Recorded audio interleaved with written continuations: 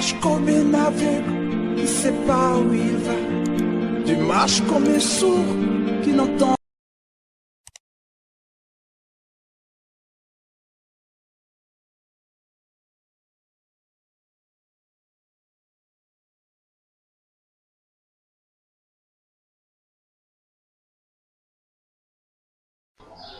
Donc prends Genèse 3, verset 22 jusqu'au verset 23. L'Éternel Dieu dit. Qui dit? L'Éternel Dieu. Ok. Voici l'homme est devenu comme l'un de nous. L'homme est devenu comme l'un de nous. Comment? Je explique. Pour la connaissance du bien et du mal. Empêchons-le maintenant d'avancer sa main, de prendre de l'arbre de vie, d'en manger et de vivre éternellement. Et l'Éternel Dieu les chassa du jardin. Arrête-toi par là. Qu'est-ce qui a poussé Dieu à chasser l'homme du jardin? Parce qu'il est devenu comme l'un de nous par rapport à la connaissance du bien et du mal. Ça veut dire que l'homme n'est plus innocent. Donc l'homme devient coupable.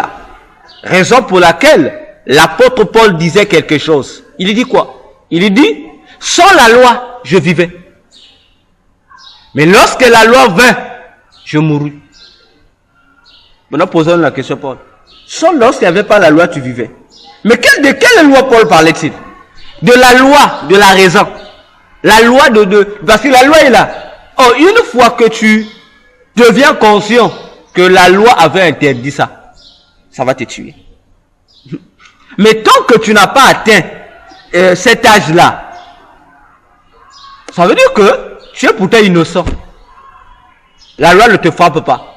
Mais lorsque tu atteins l'âge de la raison, et spirituellement, que ce soit dans le royaume de Dieu, comme de Satan, il est connu que l'âge de la maturité commence à partir de l'âge de 12 ans. Donc c'est à partir de l'âge de 12 ans que Dieu commence à compter les péchés des gens. Voyez-vous? À l'exception d'une chose, parce que il y a des exceptions. Il y a des enfants qui atteignent spirituellement cet âge-là avant 12 ans. Ça veut dire que cet enfant devient coupable déjà. Ça existe. Comme on dit physiquement, il y a des enfants qui sont plus développés que même les autres avant d'atteindre sa maturité. Mais il reste quand même un enfant. Hein? Non. Le principe spirituel, c'est le comptage là. Dès que tu atteins ce niveau-là, ce barème-là, de distinguer le bien et le mal, tu deviens coupable. Si tu viens de distinguer le bien et le mal à 16 ans, donc ça veut dire que tout ce non. À 12 ans. Non, le barème de 12, on dit c'est 12 ans. Donc dès que tu atteins l'âge de 12 ans, que tu saches distinguer le mal ou pas, ça veut dire que spirituellement, tu as ton esprit déjà capable de distinguer ça. Donc déjà, c'est comme dit, ton chrono de tes péchés commence. Maintenant, il y a des cas exceptionnels. Il y a des enfants qui atteignent ces dimensions-là avant même l'âge. Comment on appelle ça? L'âge l'âge requis. Voyez-vous? C'est comme des enfants. Il y a des enfants, il est enfant. Mais spirituellement, dans les gens de Dieu, il est enfant. Donc c'est des enfants initiés en fait. Bon, ça, il y a des. Je ne vois pas un enfant il y a des. Qui atteignent une certaine maturité. Il y a des enfants. Prendre en compte l'âge établi. Papa, il y a des enfants qui ont des sens spirituels développés. Ok? Imagine-toi du côté de Dieu. Samuel avait quelle compréhension des choses de Dieu? Rien du tout, non? Il dormait là-haut dans le temple de Dieu. Il était là. Mais le jour où Dieu l'appelle, Dieu va lui dire, Samuel 3, Dieu va lui dire, Samuel, je t'établis prophète. Posons la question. Il avait quel âge? Il était encore tout petit. Tout petit. Mais Dieu dit, je t'établis prophète en remplacement du grand souverain sacrificateur Élie Avia. Bon, imagine-toi un peu. Un bébé, un enfant, qui était encore un enfant. Un enfant. Mais Dieu l'établit prophète. Oh, Dieu dit désormais, si je veux parler, c'est à partir de toi. Tu comprends un peu la réalité de Dieu? Tu comprends?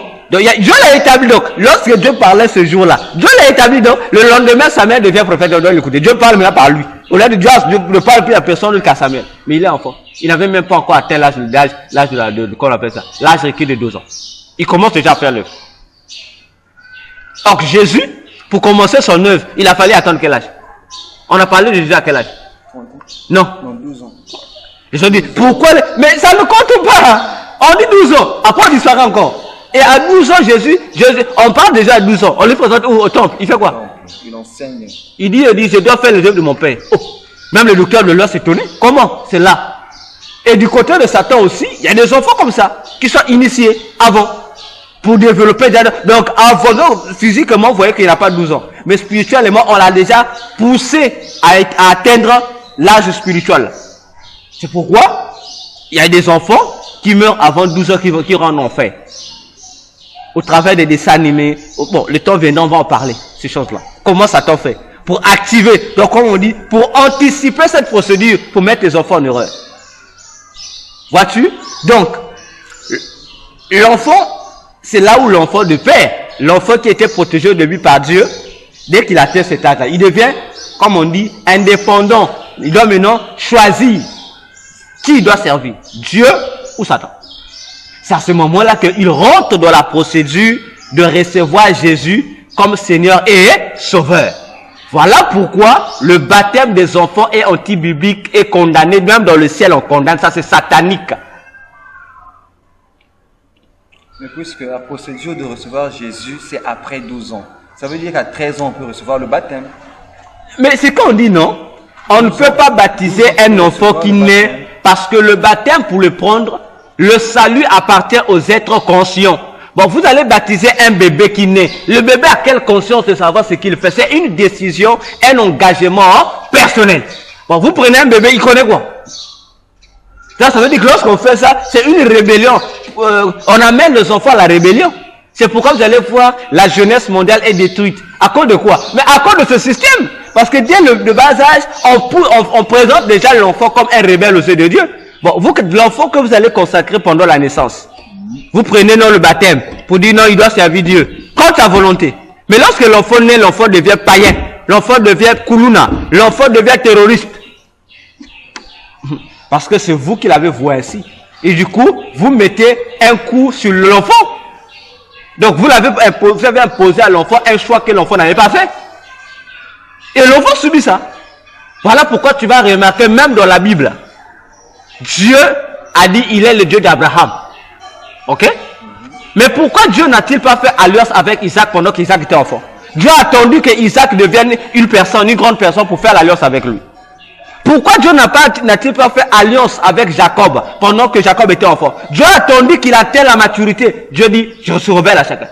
Mais pourquoi Dieu a attendu ça? Parce que Dieu veut que l'alliance soit conclue avec une personne mature et raisonnable. Donc tu es conscient de ce que tu fais.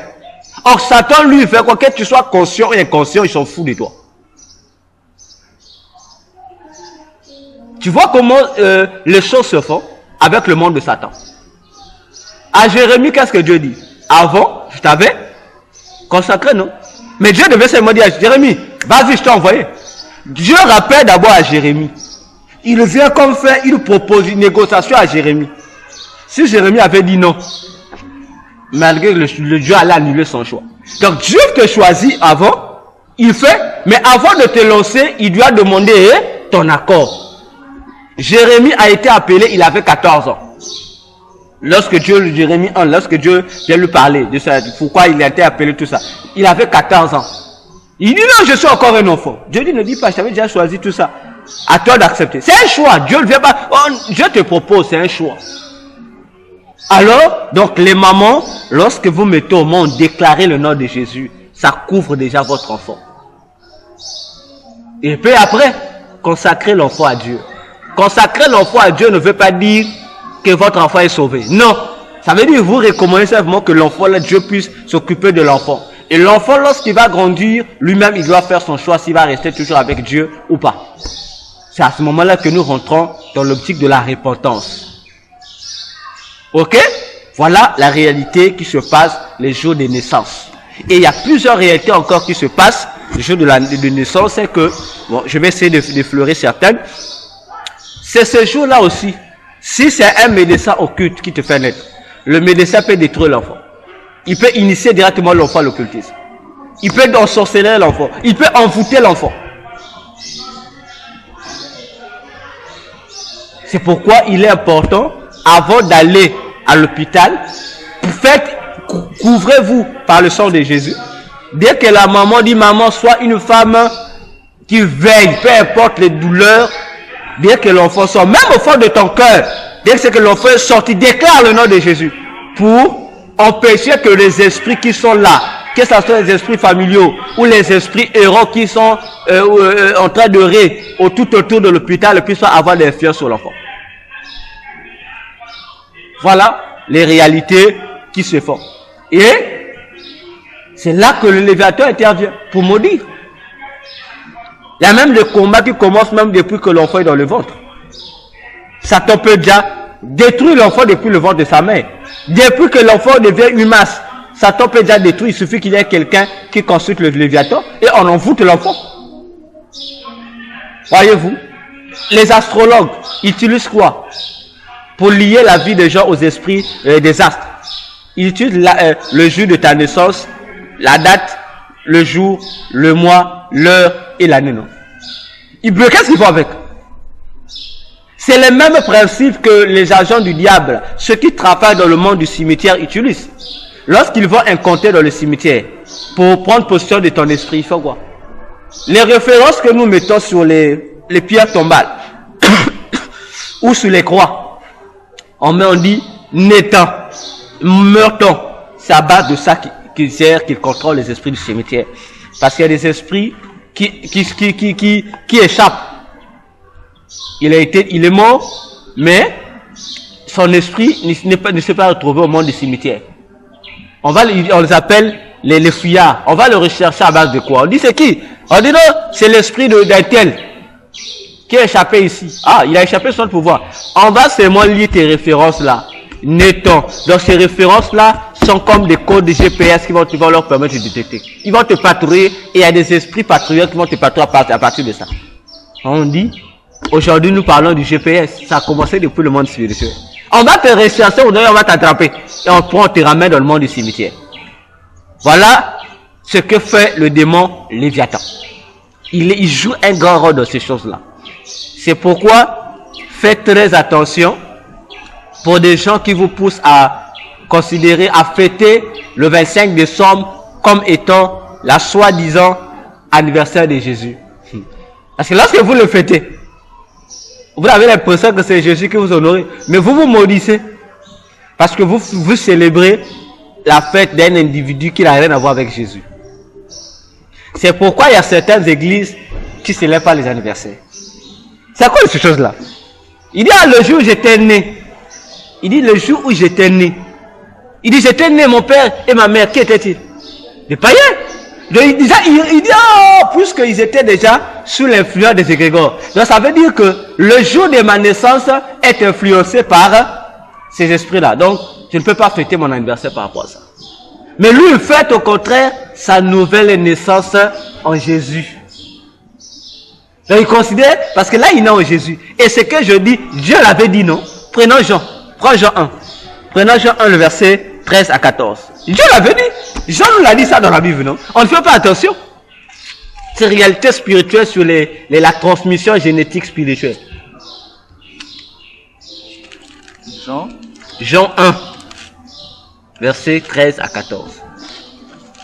Prenons même 12 à 14.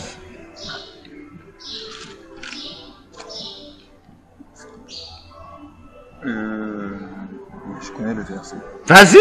Jean 1. Tu connais le verset, je sais. Jean 1, 12 à 14. Mais tous ceux qui l'ont reçu et ceux qui croient en son nom, elle a donné le pouvoir de devenir enfants de Dieu. Doucement. On dit à tous ceux qui l'ont fait quoi? Qui l'ont reçu. Reçu qui? Le Christ. On a donné un pouvoir. Donc ça veut dire que vous n'êtes pas des enfants de Dieu. Mais il y a un pouvoir qu'on vous donne. Pour faire quoi? Pour faire de vous des enfants de Dieu. Allons-y, continuons. Mais tous ceux qui l'ont reçu, tous ceux qui croient en son nom, elle a donné le pouvoir de devenir enfants de Dieu. Lesquels? Elles sont nées. Allez, on montre maintenant. Vas-y. Non du sang, ni de la volonté de la chair. Doucement. Non du sang. On te parle ici de quoi? Le lien des sangs, non? Tu n'es pas né sous la lignée ancestrale. Comme tel, que les parents disent, mais vous devez mettre au monde. Non, on a besoin de petit-fils. Non. On est ni de la volonté d'un homme. Vas-y. Deuxième catégorie. Ni de la volonté de la chair. Ni de la volonté de l'homme. Ça veut dire que moi et ma femme, On se décide de mettre au monde. Ça n'a rien à voir avec ça. Vas-y. Mais de Dieu. Tu comprends? On présente combien de dimensions là-bas? De naissance. Par le sang, volonté de la chair, volonté de l'homme et la volonté de Dieu. Il y a 4 dimensions de naissance. Et ces 4 dimensions ont un rôle. Un rôle à jouer. Mais on dit, donc, que ça soit par le sang, c'est-à-dire que cette naissance dépend des ancêtres, ça n'a rien à voir. Que ça dépend de la chair, ça n'a rien à voir. Ou que ça dépend des époux eux-mêmes, ça n'a rien à voir. Mais ça dépend de Dieu. Donc, un né de nouveau n'a aucun rapport, n'a plus de rapport avec les gènes sataniques, spirituels sataniques. Ça n'a rien à voir avec toi. Ce qui va te rester sont les gènes physiques parce que c'est naturel. Mais tout ce qui est spirituel, dès que tu te convertis, Dieu enlève ça. Et Dieu te remplace par les gènes de Dieu qui sont apportés par le Saint-Esprit, dont nous avons souvent l'habitude de représenter par les fruits de l'Esprit cités dans Galates 5, verset 22. Donc, il y a épuration. Voilà pourquoi tu vois, Romains 8, 1 dit, il n'y a plus de condamnation pour ceux qui sont en Christ, parce que vous n'êtes plus redevables à la chair. Or, les esprits ancestraux dirigent nos vies. Mais le fait que nous sommes libérés sous leur autorité, ça veut dire le lien de famille ne peut plus influencer sur nous. Si le lien de famille continue à influencer sur toi, ça veut dire que tu dois chercher Dieu. Il y a quelque chose qui cloche dans ta relation avec Dieu. Ça veut dire que tu dois, puisque tu as parti, tu es né de nouveau. Mais comment peux-tu naître de nouveau avec les tares des gènes de Satan? Il y a un problème. Ou soit, dans ta naissance, Satan aussi avait mis une sémence, Dieu aussi a mis une sémence pour que tu naisses hybride. Voilà les grands mystères qui existent dans cette affaire de naissance. C'est pourquoi vous allez remarquer, il y a des églises sataniques ici, vous les connaissez, où on vous fait passer toutes les années, vous êtes seulement là à combattre les liens de famille. Frère, si tu es dans une telle église, quitte. Ma soeur, si tu es dans une telle église, quitte, parce que cette église ne sert pas Dieu. On est en train de te tromper, on est en train encore de t'enfoncer dans des alliances sataniques sans que tu t'en rendes compte. Parce que tu deviens enfant de Dieu. Ça veut dire que le lien de la famille n'a plus le pouvoir sur toi. Sinon, comment on va expliquer en toi, Jésus règne, en toi, les divinités de la famille règnent? Il y a problème. Parce que la Bible nous dit dans 2 Corinthiens 6, 14 à 18 qu'il n'y a pas de rapport entre le temple de Dieu et le temple des idoles. Il n'y a pas de rapport entre Bélial et Christ. Il n'y en a pas. Bon, maintenant, comment tu veux les unir dans le même temple? Ça passe pas. Et Jésus a dit dans Matthieu 6, tu ne peux pas servir 2 maîtres. Soit tu vas haïr l'un, soit tu vas aimer l'autre. On te dit, frère, tu es chrétien, 10 ans de prière, 10 ans de conversion, 20 ans de conversion, 30 ans de conversion, non, tu es toujours sous les liens de famille. Tu vois pas qu'on te trompe? On te trompe? Si tu es toujours, ça veut dire que si tu es toujours dans les liens de famille, ça veut dire que tu t'es jamais converti. Mais il peut que nous soyons dans la mesure où les enfants de Dieu sont toujours combattus. Combien de fois Christ dit, le serviteur n'est pas plus grand que le maître. Si lui-même le maître a été combattu, il est effectivement être combattu. Ce combat-là, nous disons, attends, docteur, nous disons que toutes ces entités autour de nous combattent. Donc, à compter même des entités familiales, elles nous combattent. Donc, que ce soit les égrégores, les génies, ils sont là derrière nous. Combien de fois que nous avons échappé à leur contrôle, ils sont là à nous réclamer, à vouloir que nous puissions revenir. Et en dehors d'eux, nous avons les autorités spirituelles de nos quartiers, de nos arrondissements, du pays, les esprits auxquels ont été consacrés le pays, tout ça. Donc, c'est peut-être pour ça que ces églises se permettent d'être dans le combat à chaque instant. Dans le combat familial à chaque instant. C'est pas parce que tu es sous les liens, mais c'est parce que ces liens-là te réclament tellement chaque fois que tu es obligé de te lever en prière pour briser cela. Il y a une différence entre les combats et être, comme on dit, sous les liens de famille, papa. Pesons les mots. Être sous les liens de famille veut dire que tu es esclave de ces mêmes esprits familiaux. Non, le combat c'est autre chose. Jésus a été combattu. Il était sous les liens des esclaves. Non. Être combattu, on te combat, c'est normal. C'est une guerre. Mais dire qu'on te prend, tu es esclave, on t'a lié, papa. Ça veut dire que il y a un problème dans ta vie spirituelle. Prends Jean 15, Jean 14. Jean 14, le verset 30. Écoute ce que Jésus dit. Jean 14, le verset 30. Je ne parlerai plus de guerre avec vous, car le prince du monde vient. Il n'a rien en moi. Bon, Jésus dit, Satan va venir. Il va vouloir venir, il va me persécuter, tout ça. Il n'a pas passé Jésus. Le jour où on l'arrête à Gethsemane, Jésus dit aux disciples, c'est l'heure des puissances des ténèbres. Mais malgré la persécution, Jésus dit, Satan n'a rien de lui en moi, dans mon corps là. Il n'y a rien qui l'appartient. Il n'y a rien. Donc, il y a une différence entre être combattu, être persécuté et avoir en toi les éléments qui appartiennent à Satan. Parce que tu le veuilles ou pas, tu appartiens à Satan. Ok? Lorsque tu deviens enfant de Dieu, la Bible dit que Dieu te libère du corps de Satan et t'amène dans son royaume. Donc tu n'es plus esclave de Satan, tu deviens esclave de Dieu. Oh, tu vois déjà? Donc, celui qui était prisonnier a été libéré. Maintenant, comme on t'a libéré, Satan fait quoi? Il te réclame toujours, il te considère que tu dois revenir. Voilà pourquoi Satan nous combat, pour nous faire revenir dans la prison, d'où nous avons été libérés. Maintenant, il va te combattre pour chercher à ce que tu ouvres les portes, afin que lui entre. Alors encore, je vais expliquer ça dans Romains. Prenons Romains 13.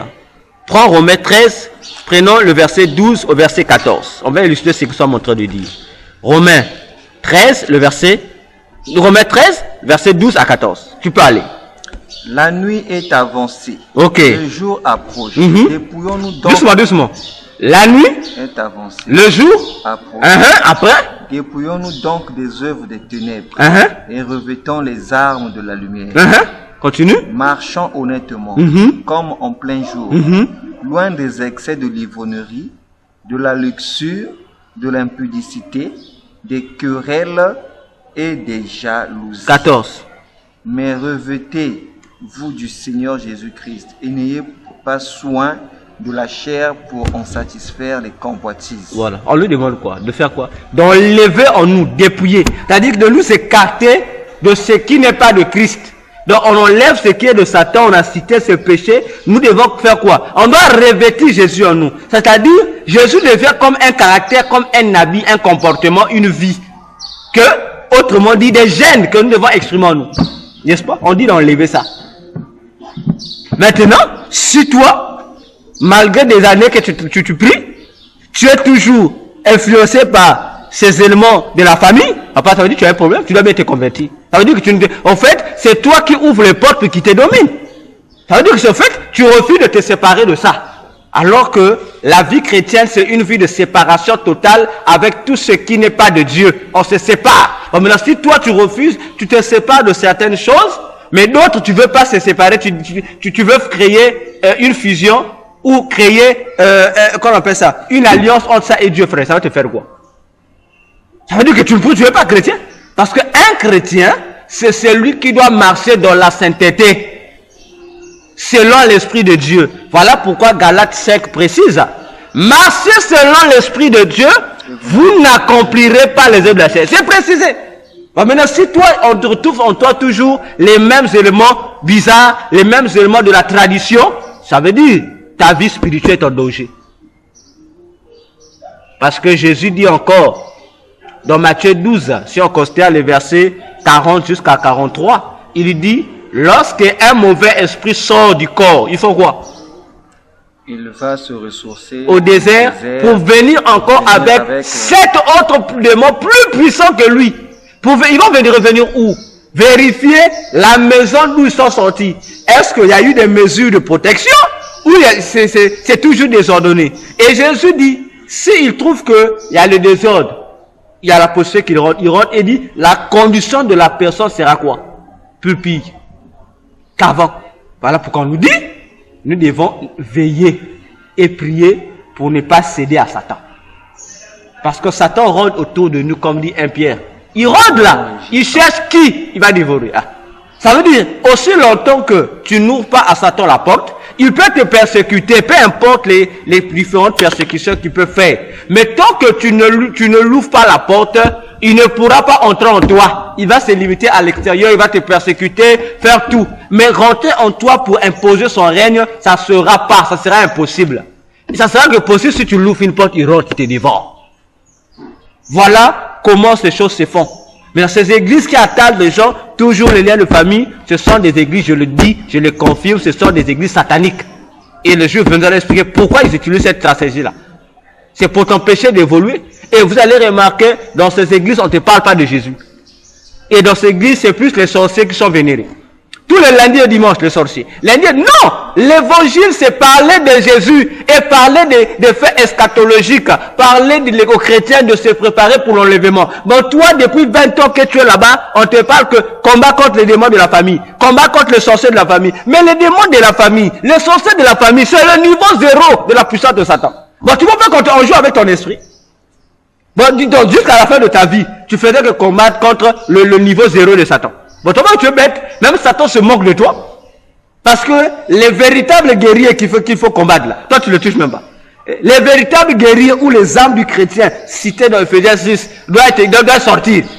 Bon, maintenant, toi, tu combats contre les esprits auxquels on ne demande même pas de sortir les âmes de Dieu. Donc, ces esprits-là, tu peux que les chasser seulement par une simple déclaration. Tu n'as même pas besoin d'utiliser les âmes. Maintenant, toi, déjà, tu utilises l'arsenal de Dieu contre ces esprits niveau 0. Bon, maintenant, lorsque tu vas te retrouver contre le niveau 1 de Satan, tu vas faire quoi? Tu vas sortir quelle arme? Voilà comment on nous manipule. Voilà. À moins que tu aies une autre question. Pour que nous passions à une autre point. Ma question est que prenez-vous le temps de fêter votre anniversaire de naissance? Depuis que je suis depuis que je suis adulte. D'accord. Non, moi je propose. Par rapport à moi. Oui, par rapport à depuis que je suis adulte. Depuis que j'ai connu le Seigneur. Je ne fête pas mon anniversaire de naissance. Et si aussi le jour je vais essayer de le fêter, ça n'aura pas mal. Mais je n'aime pas fêter ça. J'ai dit aux gens, fêtez le jour de ma mort. Les gens me trouvent étonnant. J'ai dit, je préfère fêter le jour de ma mort que le jour de ma naissance. Parce que le jour de ma mort, ça sera le jour où on me donnera l'accès d'entrer dans le royaume du Père. Ça sera une grande joie pour moi de le faire. Fêtez ça. Parce que je rentre au moment glorieux. Mais à quoi bon fêter mon anniversaire? À quoi bon? Ah, comment? Ça n'a pas un sens. Bon, pour moi, ça n'a pas un sens. Pour vous, ça n'a pas un sens. Voilà. Parce que on a eu quand même des gens. Mais les gens, en fait, c'est pas mauvais. J'ai pas dit que c'est un péché. Mais derrière, je montre seulement les influences sataniques qui se cachent derrière ça. Mais si tu veux fêter avec Christ, la Bible dit quoi? Réjouissez-vous dans le Seigneur. Il n'y a pas un souci. Si tu trouves aussi que tu ne veux pas fêter ça. Reste par rapport à ce que Dieu, si Dieu te dit, faut jamais fêter ton anniversaire. Pose à Jésus la question, pourquoi? La chose que les gens ne font pas. Jésus te dira pourquoi à toi il a dit ça. Il a ses raisons, il va te expliquer ça. Voilà un peu la réalité. Alors, allons encore dans une troisième mission du Léviathan.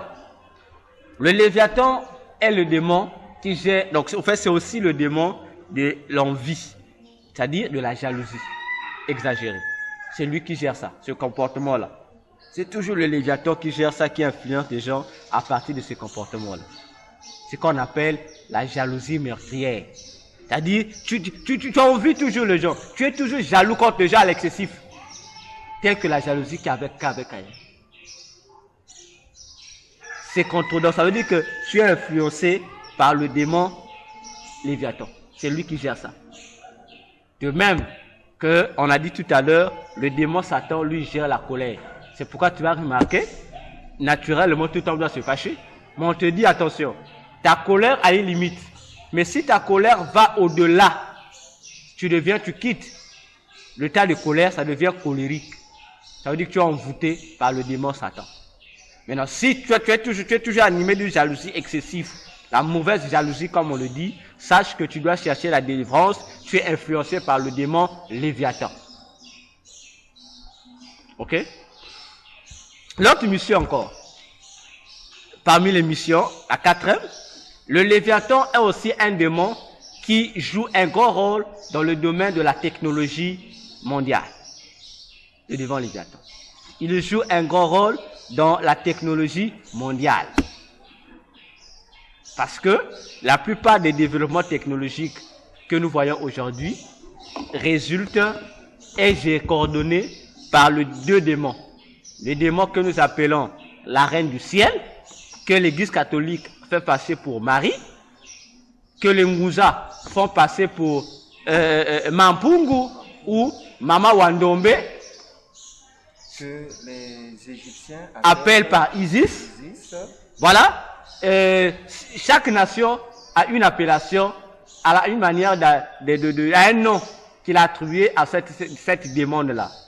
Cette démon, c'est elle qui est comme la patronne qui gère le domaine technologique dans le monde souterrain. Et le monde qui gère le côté de la technologie, parmi les différents mondes de Satan, c'est le monde sous-marin. Or, nous avons dit que le monde sous-marin est sous le pouvoir du Léviathan. Donc, le Léviathan, dans le domaine de la technologie satanique, il est sous comment dire, sous la gouvernance de la reine du ciel. La démon, la reine du ciel, pour gérer le domaine de la technologie. Ok? Et la plupart des choses de la technologie que nous trouvons aujourd'hui sont coordonnées par le Léviathan.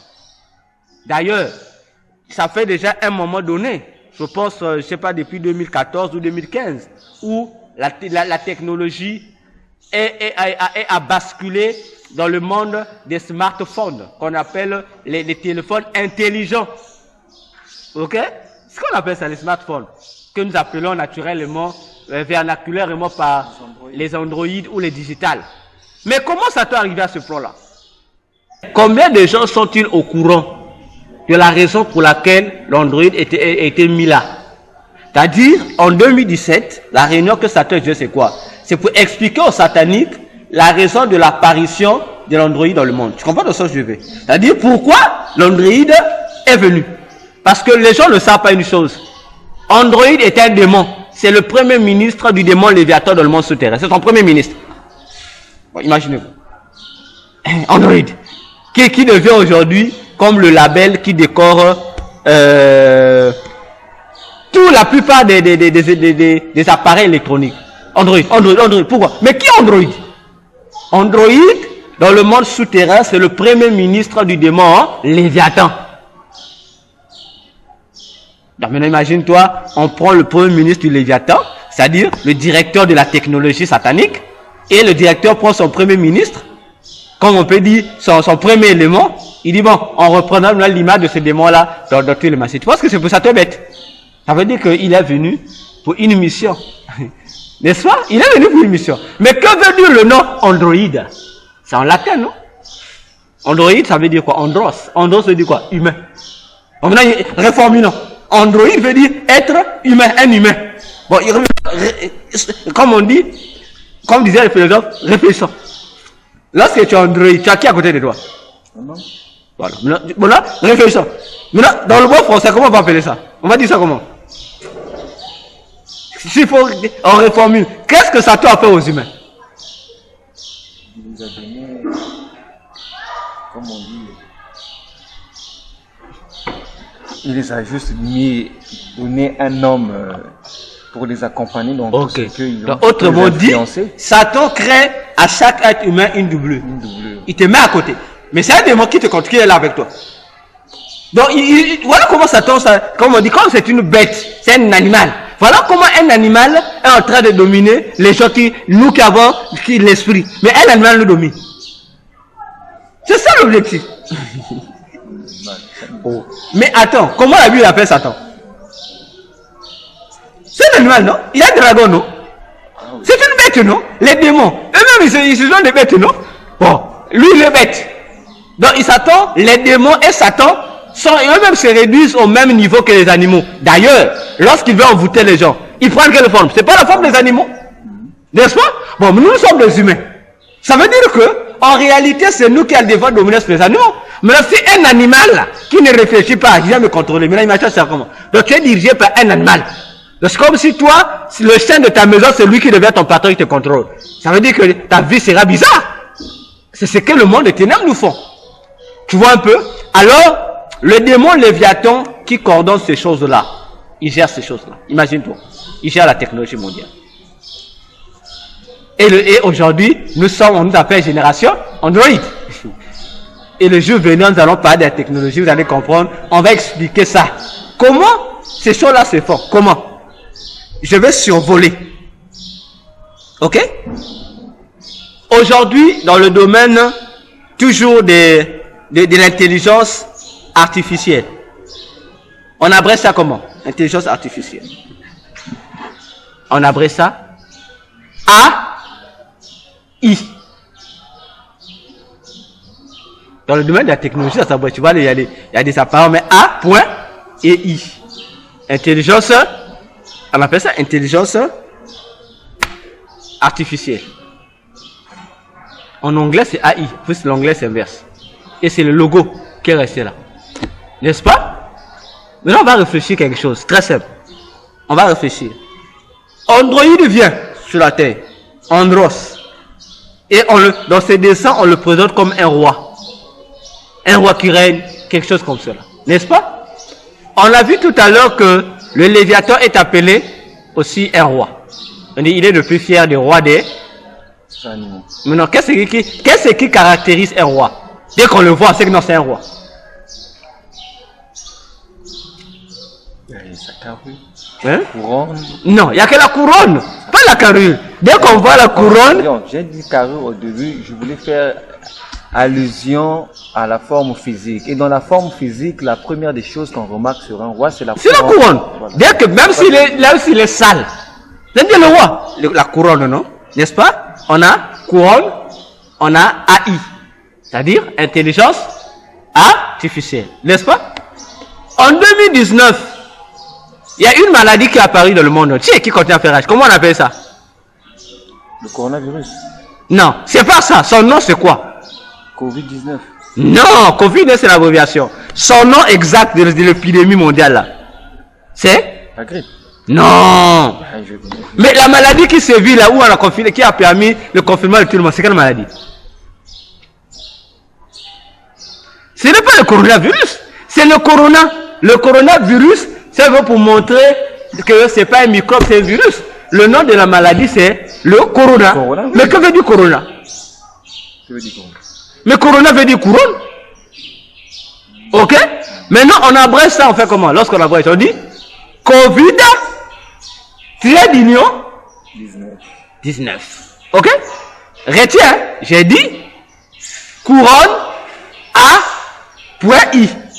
N'est-ce pas? Remplaçons les valeurs. Allons-y dans dans les valeurs numériques. Non, couronne A.I. Oui. Pourquoi vous avez dit A.I? Non, on a dit le A.I, c'est intelligence artificielle.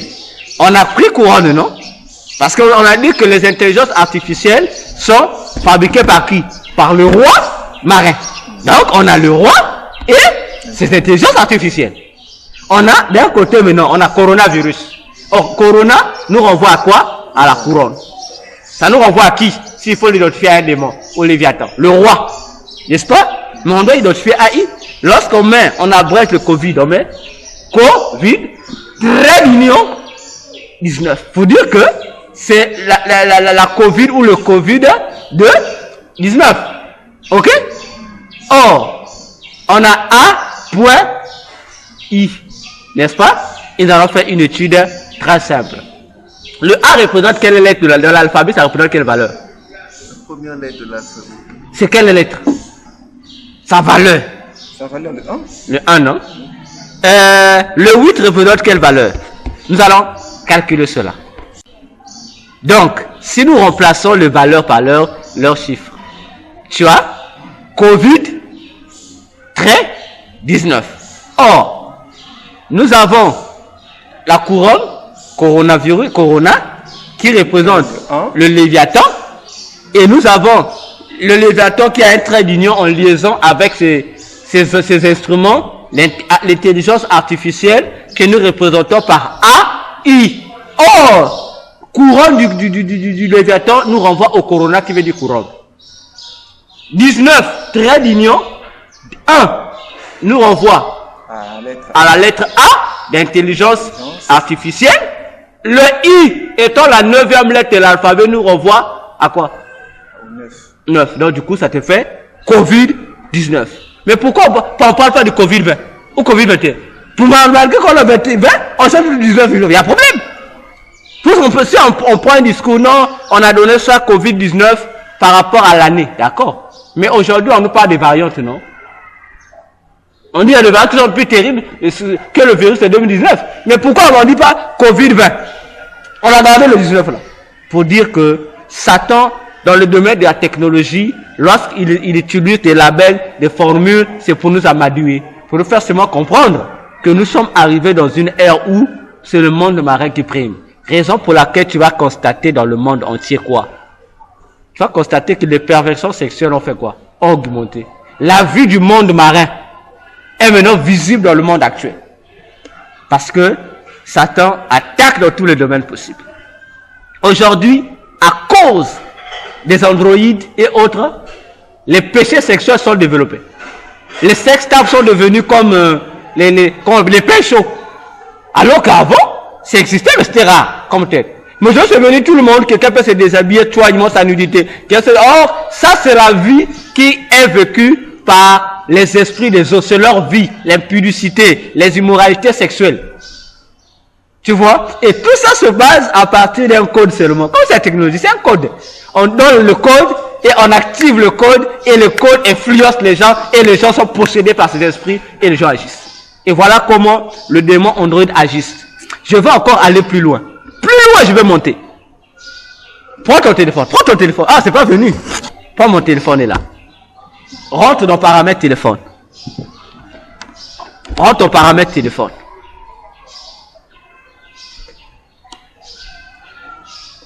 C'est bon? Tu rentres ton paramètre téléphone, tu vas dans version Android.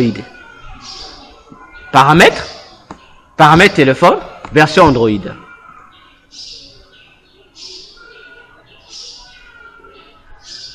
Tu es arrivé? C'est vers la fin quelque part là-bas. Version téléphone. Il n'y a pas version. Voilà. Donc tu rentres, tu es, comment tu appelles ça? Paramètres du téléphone, à propos du téléphone, et tu as version Android. Tape ça plusieurs fois. Tape plusieurs fois. Tu vas voir l'image qui va apparaître. Tu me dis c'est quelle image? Je tape version Android. Oui, tu tapes là-bas. Tape plusieurs fois. Tu vas voir le symbole occulte qui va apparaître là-bas. Le message occulte caché qui va apparaître là-bas. Donc, dès que vous taperez sur version Android, ça vous donnera des images. Vous allez voir comme s'il y avait un dessin qui monte. Ça, c'est satanique. Et ces images-là, ce sont des messages occultes. Tout ça créé par Android. Génération Android. Parce que Android, il gère le monde des zombies sous-marins. L'objectif, parmi les objectifs d'Android, c'est d'amener les gens à être des morts vivants. Ça l'objectif.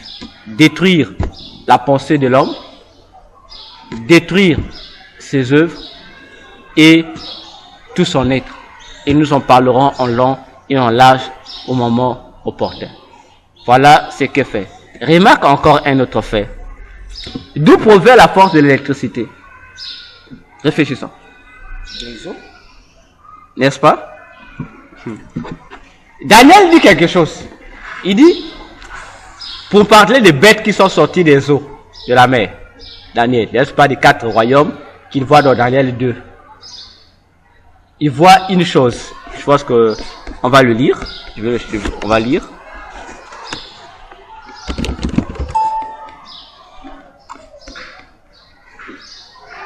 Prends Daniel, je crois Daniel. Prends Daniel 7, du premier jusqu'au 3e verset. Daniel 7, du premier au 3e verset. Nous allons expliquer une réalité spirituelle ici.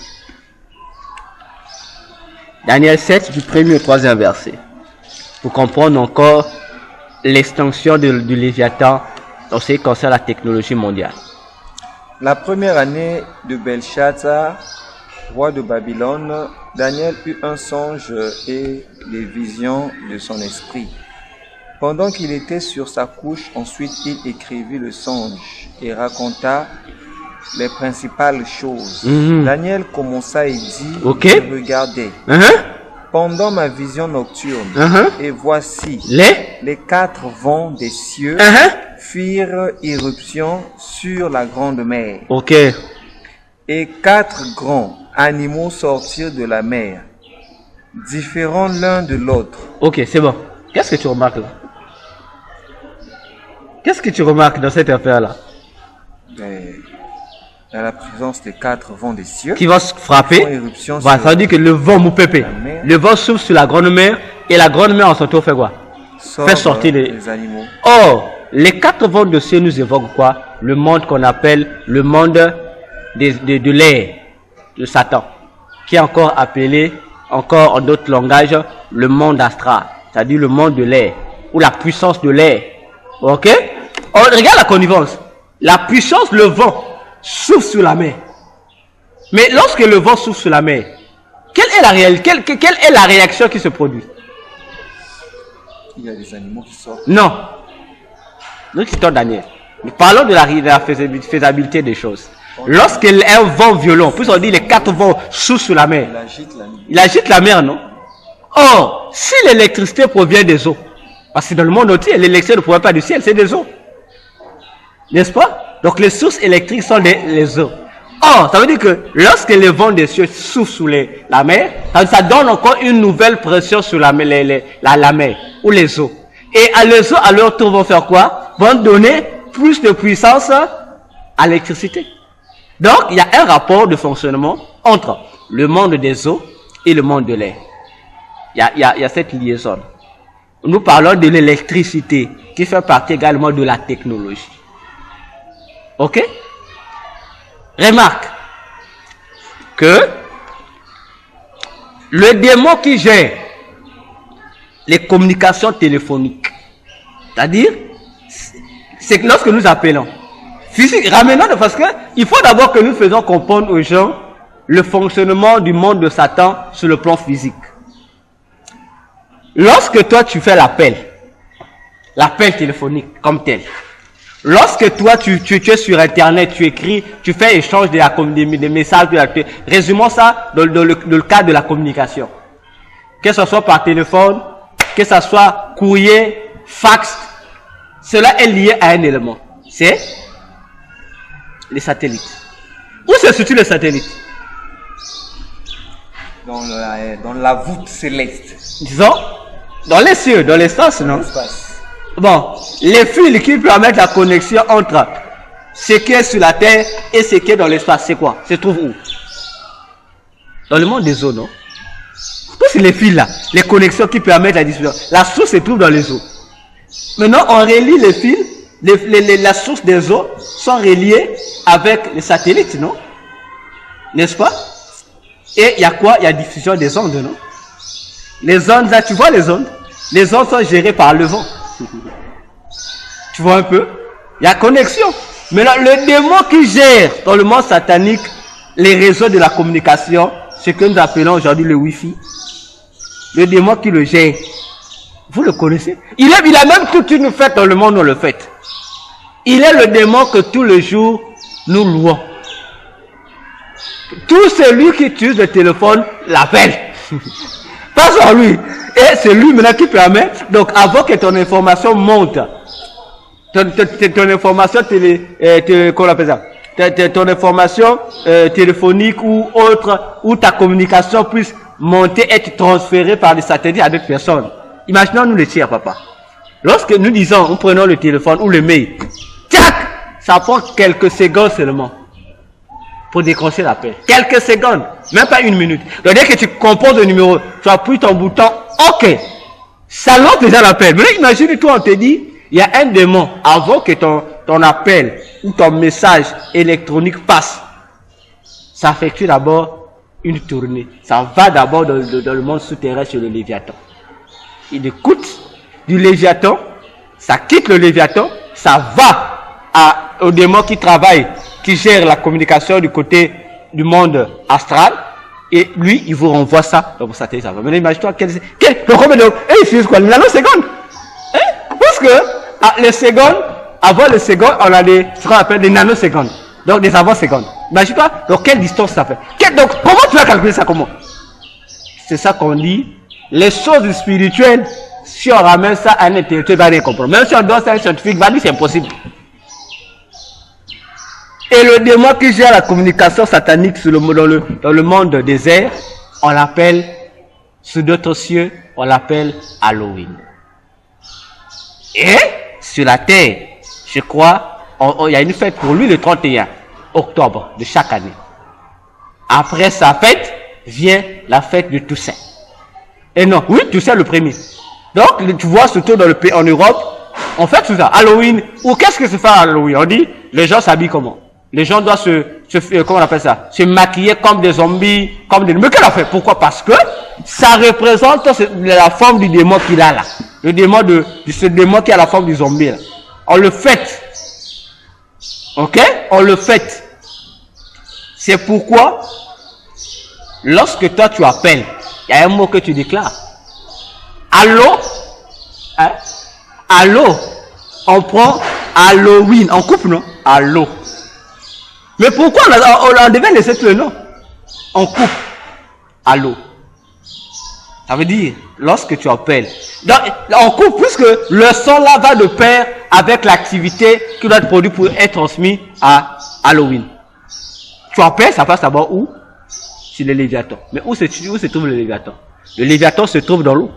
Donc, allô, ça passe c'est lui. Le premier allô, c'est le Léviathan qui écoute ton information. Et la deuxième fois, il rejette ça. Maintenant, ça va maintenant au grand maître Halloween. Voilà comment la technologie mondiale, le Léviathan influence nos communications. Voilà pourquoi je dis aux chrétiens qui ont l'habitude de dire, de magnifier la discrétion. Je me moque d'eux. Ah, un chrétien doit être distrait. Je me moque de toi, mon frère. Parce que tu n'as pas encore compris l'arrêté spirituel. Parce que tout ce que tu ne vas pas dire ça à quelqu'un. J'ai peur de sorcier. Non, mon père va écouter. C'est un sorcier. Il va me bloquer la nuit. Mais le sorcier se moque de toi. Ici, tu vas nous fouiller le sorcier. Tu ne fous pas le Léviathan. Parce que qui va dire ici qu'il n'appelle pas? Tous ceux qui appellent, que tu sois homme la mine onction, sache que tes informations passent. D'ailleurs, physiquement parlant, papa, tous nos appels téléphoniques ne sont-ils pas enregistrés auprès des réseaux de télécommunications? Bon, si physiquement c'est là-bas, ils n'écoutent pas ça. Si tu as besoin d'écouter, d'ailleurs, même si tu prends ton téléphone, tu formates ton téléphone, et ça reste enregistré là-bas. Ils peuvent te faire ressurgir toutes ces informations que tu as sur ton téléphone depuis le jour où tu l'as acheté jusqu'au jour où tu as supprimé. Ils peuvent te dire ça. Voilà. Ils gardent tes messages que tu supprimes dans ton téléphone sont enregistrés. Donc tout ce que tu fais dans ton téléphone est enregistré. Mais si physiquement, les agences de télécommunications peuvent le faire, combien a plus forte raison maintenant de démons? Tu casses l'information. Voilà pourquoi j'ai toujours dit aux enfants de Dieu, ou à méthode bizarre, la discrétion n'a aucune valeur pour un enfant de Dieu. Parce que la seule arme contre les tentatives de Satan, c'est quoi? Se savoir te consacrer à Christ. Ils peuvent écouter, mais ils n'ont pas le pouvoir d'agir.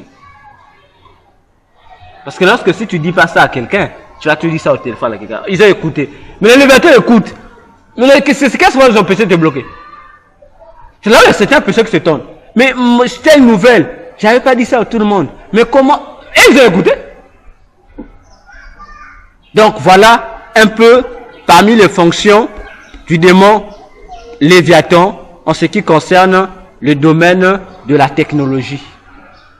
Je ne sais pas si tu as encore une question avant que nous allons au dernier point sur les missions du Léviathan.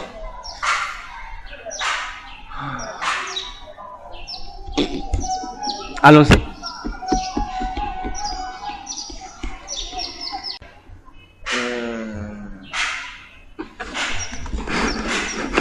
Quels sont les dispositifs que nous avons à prendre vis-à-vis de la technologie étant les enfants de Dieu?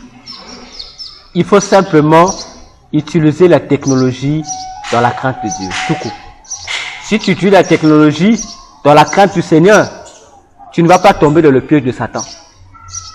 Parce qu'aujourd'hui, regardez, combien de chrétiens aujourd'hui qui ont des Bibles passent-ils de temps à lire leur Bible, les Bibles qui sont sur leur téléphone? Combien? Ils utilisent toutes les applications qui sont sur le téléphone, mais moins la Bible qui est là. Ils ont le temps pour Facebook. Ils ont le temps pour WhatsApp. Ils ont le temps pour Snapchat. Ils ont le temps pour YouTube. Ils ont le temps. Mais ils n'ont pas le temps de lire la Bible qui se trouve, qui dans leur téléphone. Ils transportent cette Bible partout avec eux, mais ils sont incapables de lire. Problème. Regardons sur les publications faites par les chrétiens sur les réseaux sociaux. Combien sont ces chrétiens qui publient l'évangile? On publie nos photos. J'ai mangé ceci, je publie. Je suis sorti à telle fête. Donc, nous faisons le culte de notre propre personnalité au lieu d'évangéliser. Voilà comment Satan nous trompe. Donc, utilise l'internet avec la crainte de Dieu comme étant un chrétien. Donc ça veut dire, tu sauras que j'ai des limites. Malgré le fait que j'utilise le téléphone ou la technologie, j'ai des limites. C'est ces choses-là. J'ai les limites. Ce n'est pas parce que la technologie est à disposition que cela te donne le droit de tout faire. Ah non, parce qu'il y a la mafia aussi dans la technologie. Il y a des fraudes, il y a la piraterie, il y a ceci dans la technologie. Et ce sont des pièges que Satan met. Parce que lorsque toi, le chrétien, tu vas te lancer dans ces pratiques, tu es atteint par Satan, sans te rendre compte. Tu es atteint par Satan. Voilà. S'il faut parler en termes de mesures à prendre, ce n'est que cette mesure-là. Voilà pourquoi il y a même des chrétiens qui ont compris que le fait pour eux d'avoir des téléphones intelligents les pousse à pécher. Ils ont refusé ça. Ils pouvaient utiliser les téléphones que nous appelons les téléphones classiques, qui ne sont pas des Android, qui ne sont pas digitales. Il y a là, j'appelle, voilà. Il faut faire ça. Pour éviter de pécher, il faut faire ça, utiliser ces heures de téléphone. Voilà. Maintenant, parlons de discrétion. Oui. Vous dites que la discrétion n'est rien pour un enfant de Dieu. C'est vrai? Donc, je peux résumer que un enfant de Dieu a ce plein droit de faire connaître tous ses déplacements, tous ses mouvements auprès de tout le monde, de n'importe qui. Non! Non! Je viens. Allez-y. Pourquoi je pose cette question? Oui. Il arrive certainement que quelqu'un à qui vous voulez pas qu'il sache là où vous êtes, vous pose la question, cherche à savoir où vous êtes, alors que vous ne voulez même pas que il puisse savoir là où vous êtes. Ça, c'est un autre cas. La discrétion, lorsque je parle ici, qui n'a pas de sens pour un chrétien, il y a des chrétiens aujourd'hui qui ont développé le culte de la discrétion. Ils ont maintenant, dans le sens de la peur. S'il a un problème, cache, il ne veut pas dire aux gens. Sous prétexte que, non, s'il dit aux gens, le sorcier va écouter, on va me bloquer. C'est là où je dis, ça n'a pas un sens. Ça n'a pas un sens. Parce que pendant que tu bloques, tu empêches que les sorciers t'écoutent, sache que les esprits qui sont supérieurs aux sorciers vont t'écouter. Donc tu ne fais absolument rien. Et cela ne veut pas dire que lorsque tu deviens, comme on dit, un haut-parleur, tes confidences sont tes confidences, on ne t'a pas de l'exposer à tout le monde, non. Mais tu gardes, c'est ta confidence à toi. Seulement, ne fais pas de cette confidence-là un culte. Faut dire, comme si moi je peux pas dire aux gens. Non. Parce que si je dis à tel est sorcier, si je dis à tel, il va m'envoûter. Non. Non. Tu es enfant de Dieu, tu as ton projet, n'est-ce pas? Dans ton projet, tu as un choix. Soit tu confies ça à Dieu uniquement, ou soit tu te rapproches des gens que tu sais qui peuvent t'aider à avancer. Maintenant, toi, tu as développé en toi un syndrome de voir le diable partout. Oh, tu veux dire ça, frère tel? Non, le frère tel. Même à l'église, il y a des frères qui refusent d'aller se confier aux autres serviteurs, sinon qu'au pasteur. Parce qu'ils pensent que non, si je dis ça aux frères ou à nos serviteurs, non, peut-être je ne connais pas son état d'âme, mais je vais seulement avouer ça au pasteur. La question est posée, tu connais l'état d'âme du pasteur? C'est dans ce sens que je dis, la discrétion n'a aucun sens pour un chrétien de ce sens-là. Tu as tes confidences à toi. Tu es libre de le partager avec qui tu veux. Parce que combien même tu diras, je vais aller le partager ça à un serviteur de Dieu que je connais. Là, je trouve que lui, il est sérieux. Oui, c'est bien. Je refuse pas. C'est bien. Mais la question que je vais te poser, sais-tu que si ce serviteur de Dieu tombe dans un péché, Satan a la facilité de lire ses pensées? Tu comprends un peu dans quel sens je dis au fait? La discrétion n'a aucun sens. Si tu veux avoir le vrai sens de la discrétion, c'est quoi? C'est simplement, cherche à être toujours sous la couverture ou la protection spirituelle de Jésus. Tout court. Parce que même dans nos maisons, il y a des caméras qui sont là, de sorciers. Des caméras des agents de Satan. De toutes les catégories. Ils ont leurs caméras. De la même manière qu'aujourd'hui, nous voyons des caméras de surveillance. De la même manière que dans le monde des ténèbres, ils en ont. Donc, lorsque tu parles, ils t'écoutent. Non seulement qu'ils t'écoutent, ils te voient même. Tu vois un peu? Donc, le fait que toi-même que tu es pouillé, tu caches, papa. Le secret, c'est savoir tu es en Jésus. Sinon, frère, dis-moi un peu. Sinon, les apôtres n'allaient pas écrire des lettres qu'ils envoyaient aux chrétiens. Parce que ce que nous lisons, ils donnent aux chrétiens les clés pour développer leur spiritualité avec Jésus, non? Mais les lettres étaient lues par tout le monde, non? Le Paul devait dire, on va cacher ça. Non, il donnait à tout le monde, lisez. Jésus, lorsqu'il a dit la Bible que nous lisons là, il a dit quoi? Allez-y, enseignez-leur, non? Publiquement, non?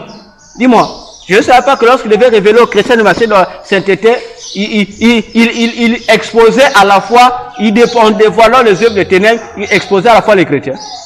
Imagine-toi que tout le monde sait, tout le monde sait que pour détruire un chrétien, il faut le pousser au péché. C'est pas écrit dans la Bible. C'est là où tu comprends, si tu rentres dans la profondeur des choses de Dieu, tu vas comprendre qu'il y a certaines choses ici auxquelles nous nous accrochons, en fait, spirituellement parlant, sont inutiles. Parce que, il suffit seulement que la force du chrétien se trouve dans la sainteté. Mais je vous dis, ma soeur, c'est cette figuration pour que ça, ne vous attelle pas. Mais on exauce à tout le monde, non? Sinon, Jésus allait cacher ça. Jésus vient parler à chacun du bien et du bon. Mais on danse à tout le monde. C'est dans ce sens-là. Lorsqu'on comprend Jésus, on n'aura pas peur. Voilà pourquoi il y a des gens qui sont devenus des fous de la prière. Tout ce qu'il fait, il prie. Il fait ceci, il prie. Il se lève de sa chaise, il prie. Il veut s'asseoir, il prie. Tu vois un peu, il rentre dans une folie spirituelle parce qu'il ne comprend pas la réalité des choses spirituelles. C'est pourquoi Paul pouvait dire ceci. Tout est sanctifié, tout est pur pour celui qui est. Tu vois la dimension Paul amène les gens. Tandis que je sais que dès que je quitte ici, si je suis conscient que je suis en bonne relation avec Dieu, frère, je n'ai pas besoin de commencer à manger, il faut que je prie. Je sais déjà que le fait que moi je suis pur, le fait que je touche cette nourriture-là, elle est sanctifiée. Il y a une dimension. Tu vois, il y a une dimension comme telle, il y a une dimension.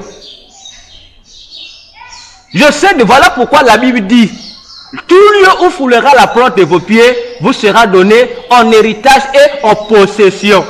Donc, le bébé spirituel fera quoi? Souvent, les gens qui ont le bébé spirituel, ils font quoi? Dès qu'il arrive là, mais moi déjà, je sais que j'ai mes deux pieds en Jésus. Donc, si j'arrive dans un lieu, que je prie, que je ne prie pas, je sais que le lieu où je me tiens est déjà sous mon pouvoir parce que Jésus est avec moi. Tu vois, c'est pourquoi Paul pouvait encore dire, c'est la montée des chrétiens. Dans sa lettre aux Hébreux, il dit aux chrétiens, vous qui devez être des maîtres, vous êtes toujours des enfants. Il dit non, parce qu'il y a un niveau. Il y a un niveau. Parce que, pour prier, il y a ce qu'on dit action de grâce. Seigneur, merci pour la nourriture que tu as donnée. Il y a de ceux qui prient. Il faut écouter les prières de gens qui prient sur la nourriture. Seigneur, je détruis tout ce qui n'est pas de toi. Oh, Seigneur. Oh, papa. Rends l'action de grâce. Seigneur, merci pour la nourriture que tu m'as donnée. Bénis celui qui a pourvu à ça. Bénis ceux qui ont parti pour que la nourriture soit faite. Amen. Je sais que je suis pur. Cette nourriture-là, en mangeant, ça va me faire ni chaud, ni froid. Seigneur, n'abengani molimo ya boye. Molimo. Tu peux aussi dire, Seigneur, purifie ce maître. Papa, mais c'est pourquoi je dis non. C'est une question du niveau de ta spiritualité et de la connaissance des Écritures. Tu vois un peu? Ce sont des armes qui sont là. Bon, maintenant, toi, si tu es ignorant pour toi, tu te limiteras là. Ah, c'est Dieu, là. Voilà. Parce qu'il y a des choses, je te donne un exemple simple. Le acte 16, la femme qui avait l'esprit de Python. Lorsque Paul a chassé l'esprit, Paul était jeune. Il revient du retard de prière. Il passait. Il a dit, ça l'énervait. Il dit, c'est l'esprit sort. Mais il a dit, moi, aujourd'hui, pour chasser un esprit, combien de temps on prend? Un mois, je ne priais. Oh! Mais c'est ce que vous... Hein? C'est ce que... Bon, je ne dirais pas que c'est ce que vous demandez les Écritures, mais certaines personnes s'appuient sur une écriture du Christ qui dit même aux apôtres que ce genre de démons ne sortent que par jeûne et prière. Mais on est d'accord. Jésus, écoute maintenant, papa, il faut bien lire la parole. Jésus ne nie pas. Il dit ce genre d'esprit. D'abord, avant de déclarer ça, il y a une phrase qu'il a dit, auquel je vais faire attention. Homme de peu de foi. Oh, après il dit, homme de peu de foi, jusqu'à quand serai-je avec vous? Ah, il leur ramène dans une autre dimension de la foi. C'est vrai, la condition existe que ce genre de démons doit sortir, jeûne et prière. C'est vrai. Mais vous avez un élément qui vous met au-delà de cette loi-là. C'est quoi? C'est votre foi. Parce qu'il est dit par Jésus, tout est possible à celui qui... Donc là, la foi t'amène au-delà de certaines limites. Tu comprends pas la dimension de la foi? Après, il leur revient, sans genre par le jeûne et prière. Ça veut dire que, comme vous dites aux apôtres, même s'il n'y avait pas jeûne et prière, c'est vrai, vous ne jeûnez pas. Mais, avec la foi, vous avez la capacité de faire ça, de le chasser. Vous devez quitter. Pas parce que, par votre condition actuelle, mais par la foi. Vous dites, ah, Seigneur, je suis faible, je ne peux pas. Mais, toi, c'est ça la foi. C'est-à-dire, tu te reconnais, peu importe les capacités que Dieu t'a données, mais tu te reconnais incapable. Tu dis, Dieu, non, ici, toi seulement interviens. Là, la foi met Dieu en action. Là, c'est plus toi qui interviens, c'est Dieu seul qui va intervenir. Comme on dit, c'est là où va intervenir la souveraineté de Dieu.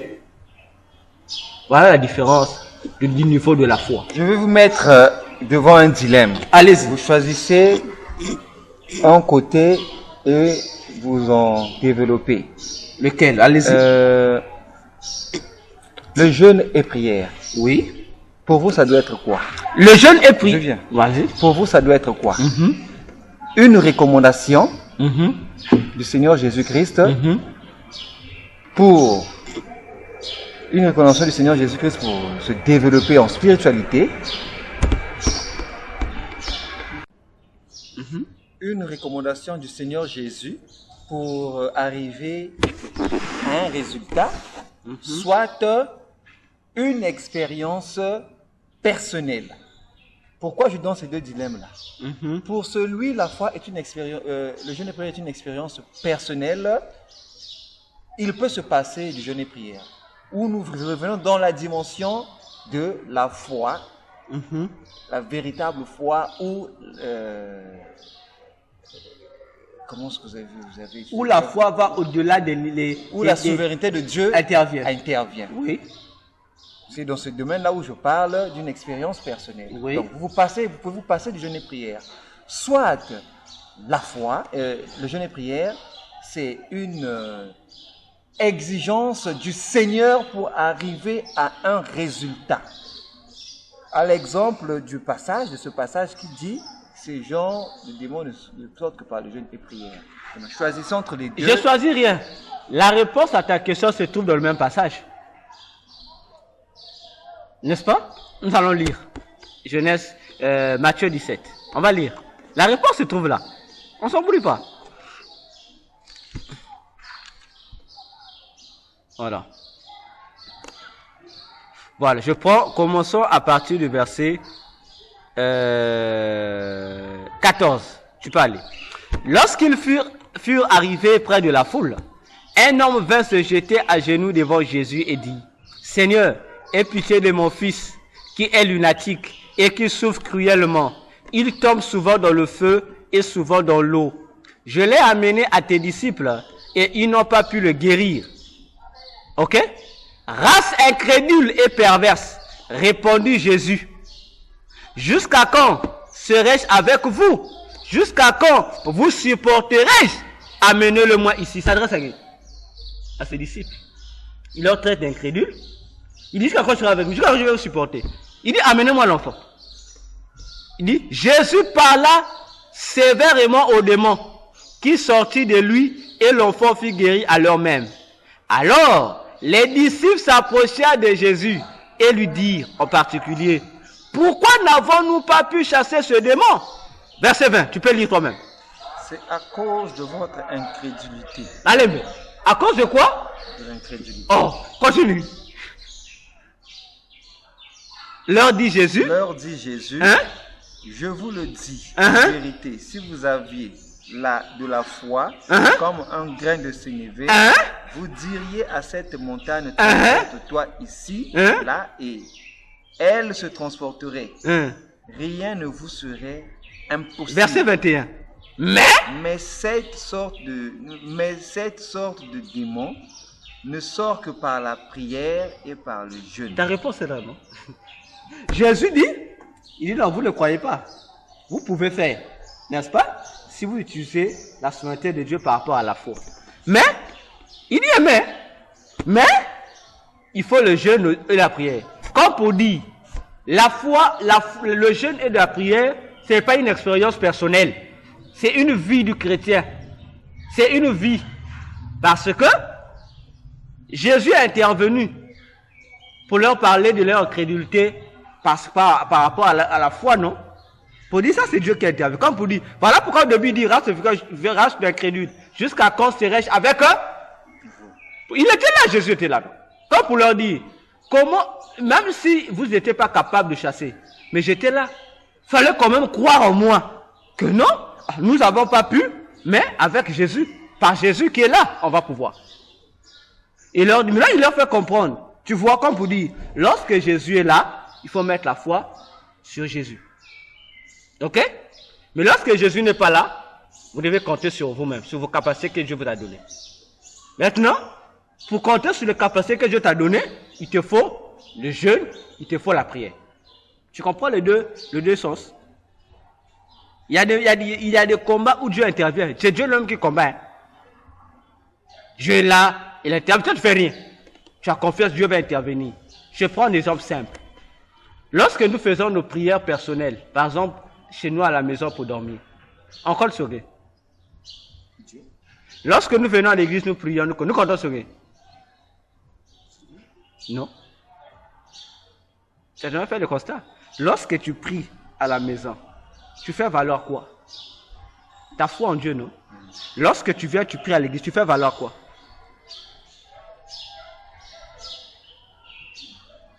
Lorsque tout le monde prie à la maison, nous devenons tous enfants. Dieu. Mais lorsque nous sommes à nos postes, nous ne sommes pas enfants. Nous sommes des serviteurs. Donc, nous faisons confiance à la grâce que Dieu a mis en nous. Voilà pourquoi tu vois, il y a seulement, il y a des phases. Lorsque nous quittons, parce que devant les autres comptent sur nous. Et nous avons la mission de faire valoir les grâces que nous avons. Est-ce que tu comprends? Mais lorsque nous-mêmes, nous nous retrouvons devant Dieu, nous diminuons. On n'est plus guide. On devient enfant. Mais lorsque nous sommes devant le peuple, nous sommes serviteurs. Ça veut dire que serviteurs, nous mettons en action le don que nous avons reçu. C'est pourquoi dans 1 Pierre 4, les versets 10 à 12, l'apôtre Pierre dit, nous sommes des dispensateurs des dons de Dieu. Et nous devions savoir mettre les dons de Dieu que nous avons à la disposition des autres. Là, c'est nous qui sommes en action, directement. Mais lorsqu'il y a des moments où ce n'est pas nous qui sommes en action, c'est Dieu lui-même qui est en action. Si c'est Dieu lui-même qui est en action, nous demandons, là maintenant nous rentrons dans la souveraineté de Dieu, on cherche la foi. Maintenant, si c'est nous qui sommes en action, là nous demandons la fortification du Saint-Esprit. Tu vois la différence? Lorsque c'est Dieu, on ne fait pas intervenir le Saint-Esprit. On fait intervenir Dieu lui-même. Mais lorsque c'est nous nous appuyons sur le Saint-Esprit pour nous donner plus de force, pour agir la force. Tu vois la différence des tendances parce que les gens ne font pas attention à ça. Parce que sur le terrain, c'est toi qui es le guerrier, qui va combattre. Mais il y a des combats, tu te dis, ah, non, Dieu, ça c'est pas moi, Dieu, ah, vraiment, Dieu, mais non. Mais ici, ah non, recours à Dieu, Dieu vraiment, mes capacités n'arrivent pas. Là maintenant, c'est Dieu qui fait quoi? Dieu intervient. Je vais encore t'expliquer ça dans l'Ancien Testament et dans le Nouveau Testament. Lorsque David allait arracher le lion dans la bouche arracher dans la bouche du lion et de l'os la brebis. David était un balanceur de Dieu. Il n'était même pas encore un, mais il allait le faire. C'était sa vie. Dieu était avec lui. Quoi qu'il était au fond de Dieu, mais il n'avait pas l'onction là. Il allait lui-même. Il arrache.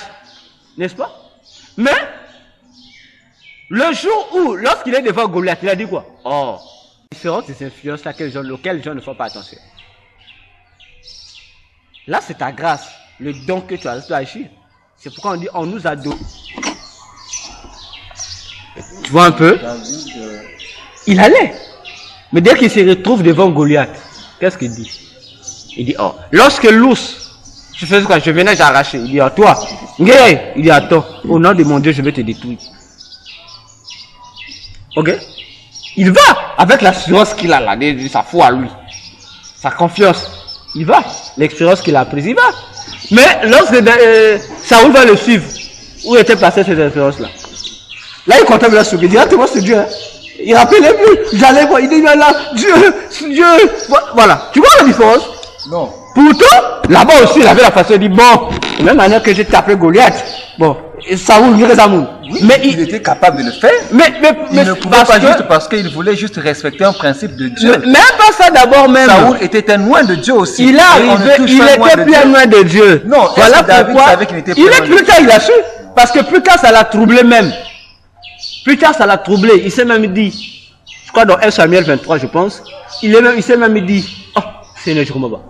Qu'est-ce que moi je fais pour que ton nom puisse me tuer? Il dit non, Seigneur, si c'est toi qui me prouves, vraiment Seigneur, gloire à ton nom. Mais si c'est lui-même qui soit maudit, qui meurt. Parce que lorsque Saoul le suivait, c'était toute une armée qui était à sa recherche. Donc il se dit qu'ici, il n'y a que l'intervention de Dieu seul. Je descends encore, prends Élie. Lorsqu'il ferme la pluie, il dit quoi?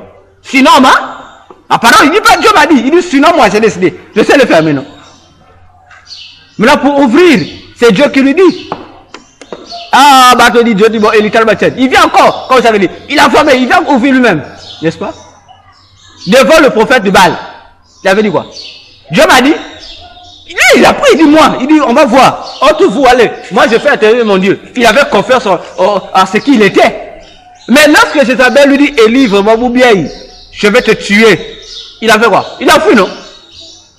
Il est allé te plaindre, c'est Dieu. Non, Dieu, vraiment, je suis seul. Pour dire à Dieu, ici, je ne peux pas. Il y a quelqu'un qui veut intervenir à ce niveau-là. C'est là où on dit, là où tes capacités se limitent. C'est là où maintenant commence de Dieu. On demande, mettons l'intervention de Dieu. Voilà. Maintenant, nous passons au dernier point, avant d'arriver à notre étude. Parmi les missions de Léviathan, c'est qu'il est aussi le gestionnaire qui gère les produits esthétiques et les marchandises, c'est-à-dire alimentaires et autres, l'esthétique, tout ce qui est lié à la beauté. Il gère cela. On va prendre avec la Bible. Hein. Ézéchiel 27. Ézéchiel 27, versets 33 à 34. Ézéchiel 27, versets 33 à 34.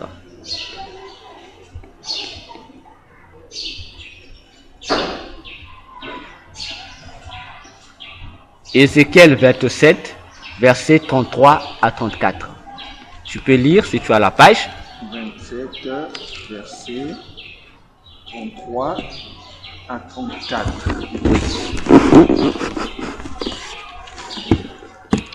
Quand tes produits sortaient des mers, tu rassasiais un grand nombre de peuples par l'abondance de tes biens et de tes marchandises.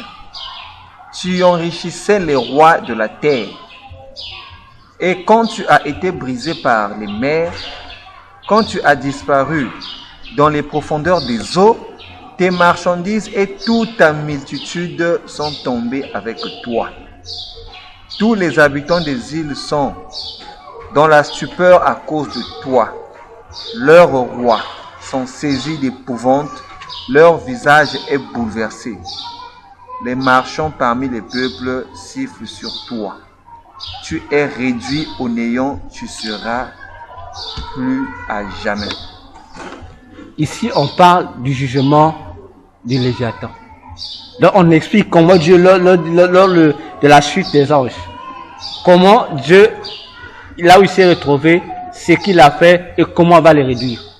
Il gère la marchandise et les produits de beauté de Léviathan. Donc, il y a plusieurs produits de beauté, ou de la nourriture, ou des marchandises, des appareils électroniques que nous utilisons dans le monde qui proviennent du monde souterrain convoyé par le démon Léviathan. C'est pourquoi il est demandé aux enfants de Dieu de ne pas trop avoir de l'amour, une passion effrénée envers ces produits de beauté-là. Parce que ces produits de beauté sont influencés par ces puissances occultes. Tu vois, la plupart des savonnettes que nous utilisons, les images qui sont là, ce sont des démons. La plupart, surtout dans les produits de beauté, la plupart des visages qu'on met là, ce ne sont pas des humains, ce sont des démons. Donc, chaque démon est appelé à imprimer son image, son effet, chaque produit, et on renvoie sur la terre. Et sur la terre, ça apparaît comme si ça sortait d'une certaine industrie comme ça. Là, c'est faux. C'est faux. C'est faux. Voilà pourquoi tu vas voir, tous ceux qui sont accros à ces produits de beauté sont des gens qui prient moins. Pourquoi? Parce que déjà, ces esprits puisque déjà si ton lait de beauté est un lait envoûté, lorsque tu l'appliques, ce sont des démons que tu appliques par exemple sur ton corps. Et le démon là te combattent à domicile. Donc, en fait, spirituellement parlant, ils combattent l'esprit qui est en toi. Ils te combattent. C'est pourquoi on dit pour découvrir que tu es sous l'influence de tes esprits là, qui influence ces produits de beauté là, faut te poser la question. Faut voir, le jour où tu ne fais pas ton lait de beauté, où tu ne mets pas ton parfum, comment est ton cœur? C'est une question que je pose aux gens. Comment est ton cœur? Si tu sens à l'aise, c'est bon. Mais si tu vas, oh non, j'ai pas vu, tu deviens comme esclave, donc il fallait seulement que tu mettes. Papa, il y a un problème. Ça veut dire qu'il faut déjà briser ce lien. Il faut déjà briser ce lien. Bon, le temps viendra, nous allons rentrer en profondeur sur ces produits esthétiques. Donc voilà un peu de quoi on voulait partager en ce qui concerne le démon du mois de février appelé le Léviathan. Que Dieu vous bénisse. À la prochaine. Nous allons nous retrouver dans notre prochain enseignement sur le démon du mois de mars. Que Dieu vous bénisse. N'oubliez pas de partager cette vidéo. N'oubliez pas de vous abonner à notre chaîne et de nous faire vos commentaires. Si vous avez des questions, posez-les. Nous vous répondrons. Que Dieu vous bénisse. À bientôt.